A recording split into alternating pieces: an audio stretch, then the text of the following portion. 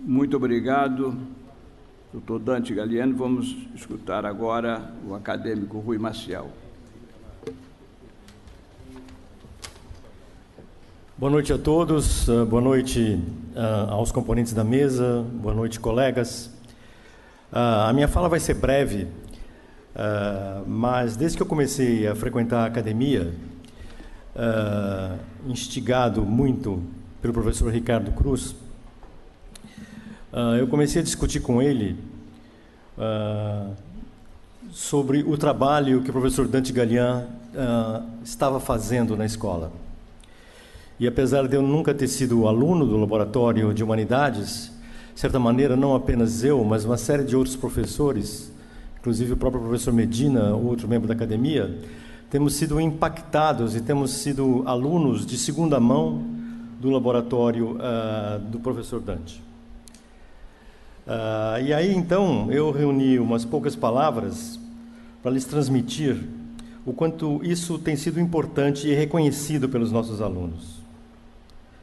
Desde que eu comecei a frequentar essa casa, eu percebi em muitas das interações e discursos de Vossas Excelências que havia um sentimento de que nós, como membros da Academia Nacional de Medicina, deveríamos fazer mais para a formação do bom médico, que é aquele que possui, além das habilidades e competências técnicas, as características reflexivas do médico humanista, que são a compreensão, a capacidade interpretativa, a sensibilidade e a ética.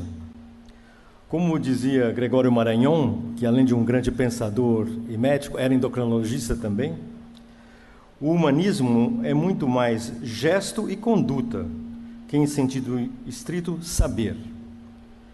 Tanto que depois das várias ondas que eu pude perceber por meio dos nossos alunos, do impacto do trabalho do Dante, até a minha atitude no ambulatório tem mudado, no sentido de impregnar os alunos com um aspecto mais humanístico e mais reflexivo.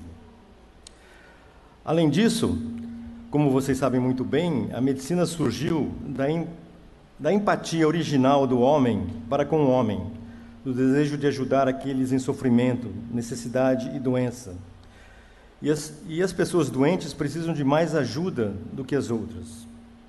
Porém, nos dias de hoje, nós percebemos que muitos educadores médicos, e eu elenco que talvez até seja a maioria na minha própria escola médica, preferem remover as qualidades humanas dos estudantes de medicina ao invés de incuti-las, propondo uma prática médica técnica e até fria, que o bom cirurgião, o bom oncologista devem ser frios, até para tomar as decisões mais adequadas. Ouvi muitos dos meus colegas dizerem isso.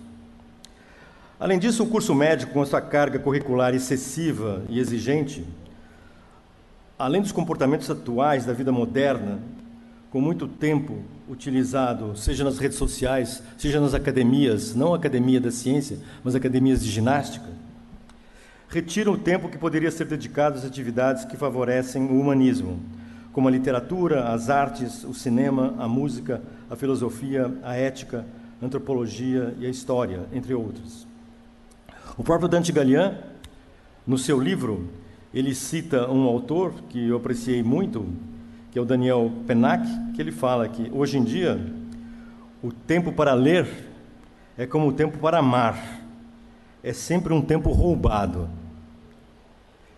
Entretanto, como mencionado por ele e confirmado por mim, a experiência de Dante com seu laboratório de humanidades, onde se discutem as obras clássicas em conjunto, depois da leitura individual, tem contribuído para uma visão mais humanista dos nossos estudantes.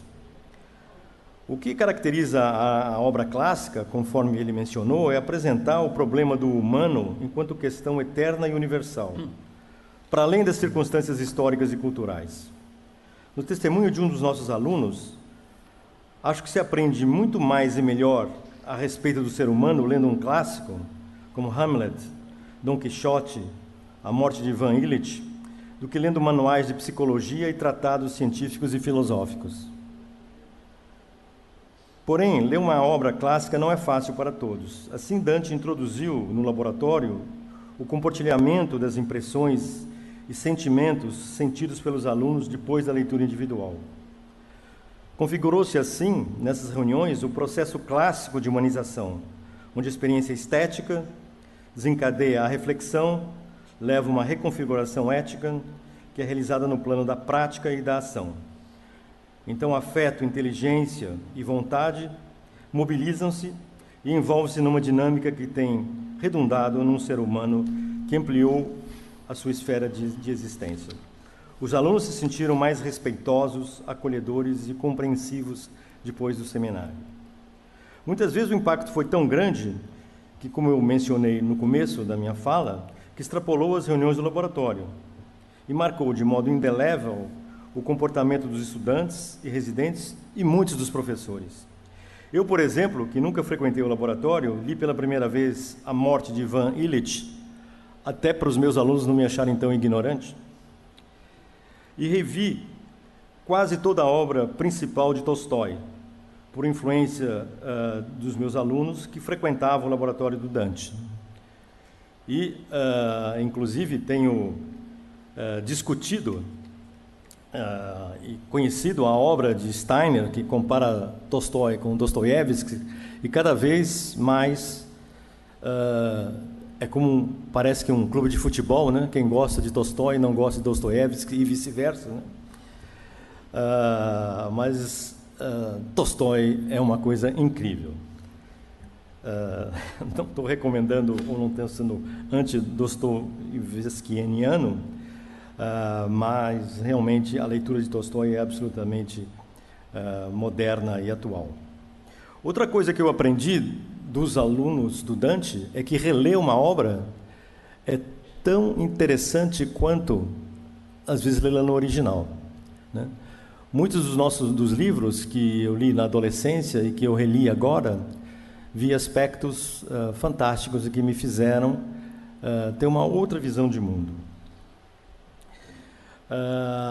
E essa interação do humano também foi modificando as minhas atividades como médico. Assim, é muito comum no nosso ambulatório, que eu frequento e participo, muitas vezes na interação com o paciente, eu faço perguntas que os residentes ou os pós-graduandos às vezes não entendem. Há pouco tempo atrás, um residente me perguntou: mas por que o senhor perguntou de que cidade do interior do estado que ele era? Se era de Jaú, se era de Bauru, se era de Ribeirão Preto? Eu falei: olha, ultimamente eu não sei mais, porque hipertiroidismo da doença de Graves não tem nada a ver com a cidade que o cara mora, me disse o aluno. Eu falei: mas infelizmente nos últimos anos eu não sei mais fazer diagnóstico sem saber de onde a pessoa vem. Porque, na verdade, o diagnóstico é um grande elemento que envolve a circunstância das pessoas, né? E você sabendo a origem da pessoa, o lugar onde ela vem, você estabelece com ela uma empatia única que facilita muito o diagnóstico. Então, nesse meu comentário, eu queria reforçar com vocês de vivenciar na prática.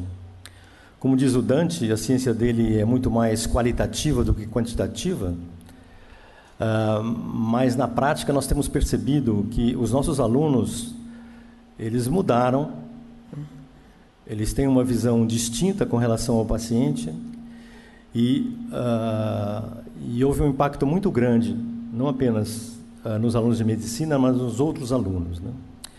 Então, é por isso que eu gostaria que isso fosse difundido, porque a Academia Nacional de Medicina sempre se preocupou com essas questões. E eu sei que, tanto em São Paulo como aqui no Rio, vários líderes têm tido esse tipo de preocupação, né?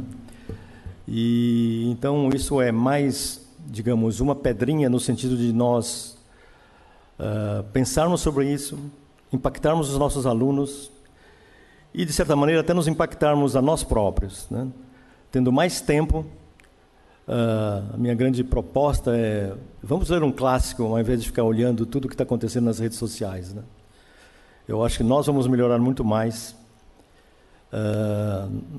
e isso vai ser bom para todos. Muito obrigado.